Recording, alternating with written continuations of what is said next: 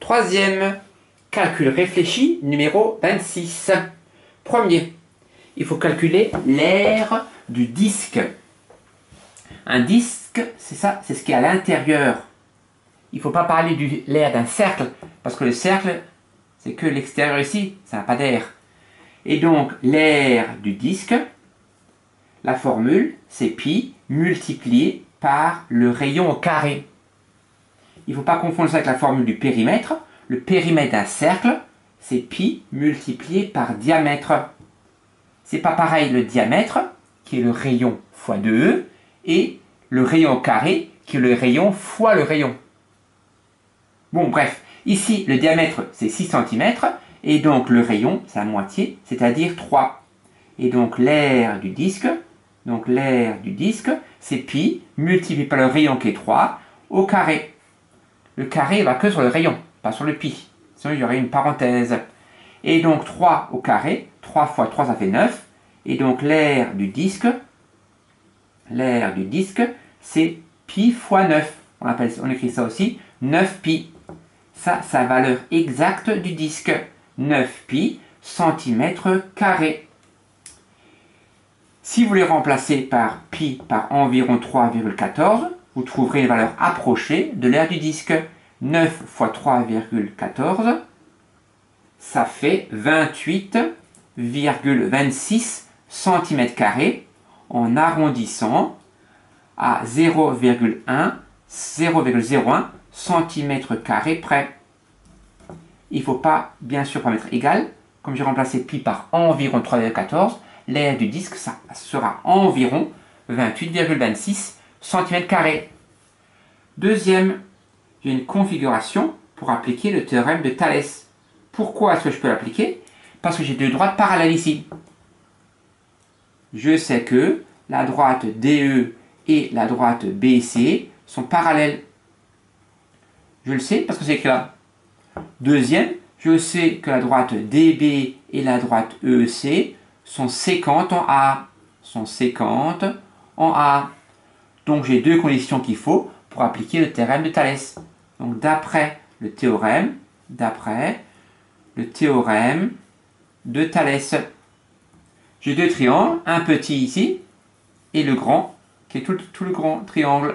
Donc je vais faire un petit côté, 5, divisé par le grand côté correspondant qui est AB, est égal au petit côté 3, divisé par le grand côté correspondant qui est 4, égale le petit ici DE, divisé par le côté correspondant qui est ici et la parallèle, BC.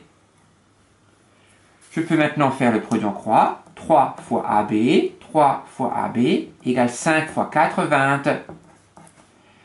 Et donc AB vaut 20 tiers de centimètres. Il n'y a pas d'unité, mais c'est centimètres.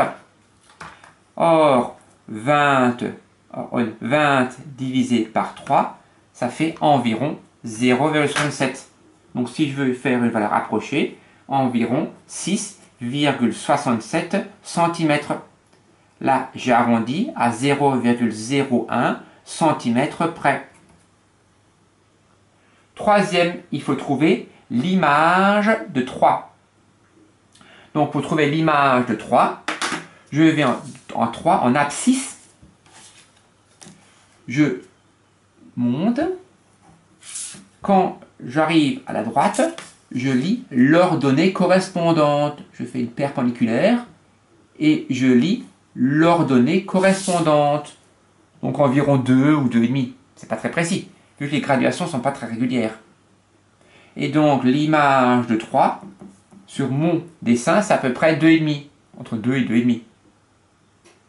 Ceux qui ont fait l'antécédent de 3, ils sont trompés, ils ont fait 3 en ordonnée et ils ont lu l'abscisse correspondante. Donc l'image de 3, il fallait un 3 en abscisse et lire l'ordonnée correspondante. Quatrième et dernier, il faut le faire convertir 0,7 fois 10 puissance moins 6 mètres en nanomètres. Donc les unités, c'est, donc j'écris la phrase, ta grand-mère Kelly unité mange 1000 nouilles. Et donc les nanos, c'est des nouilles ici. Et moi, je vais convertir des mètres, mètres c'est l'unité ici, en nanos. Donc je fais ici un tableau de conversion. Ici, j'ai des nanomètres. Et pour passer d'unité à l'autre, c'est 1000 fois plus grand. Donc je fais 3 colonnes. Après les nanomètres, j'ai ce M-là qui est des micromètres. 1, 2, 3 colonnes, comme c'est 1000 fois plus grand. Après, j'ai les millimètres. Ça, je connais. Et après, j'ai l'unité ici qui est des mètres. 0,7 fois 10 puissance moins 6 mètres. Ça fait 7 fois 10 puissance moins 7 mètres. Là, c'est 10 fois plus grand. Et donc là, ce sera 10 fois plus petit. Et donc, j'écris sur le tableau, ça fait 0, je compte 7 zéros en comptant celui-là. 1, 2, 3, 4, 5, 6. Ah, je recompte. C'est où? Là, mètre. 1, 2, 3, 4, 5, 6, 7. Et après, je mets 7. Donc, j'ai placé dans le tableau 0,7 fois 10 puissance moins 6 mètres. C'est 7 fois 10 puissance moins 7. Et donc, 7 0, 1, 2, 3, 4, 5, 6, 7. Et après le 7. Et moi, je le sens en nanomètres. Donc là, c'est la colonne des centaines de nanomètres. Donc, je mets 0 jusqu'à ce que j'arrive aux unités de nanomètres. Et donc, ça fait 700. Donc, 0,7 fois 10 puissance moins 6 mètres. Ça fait 700 nanomètres. On refera les prochaines séances des conversions comme ça, parce que c'était un peu dur. Merci.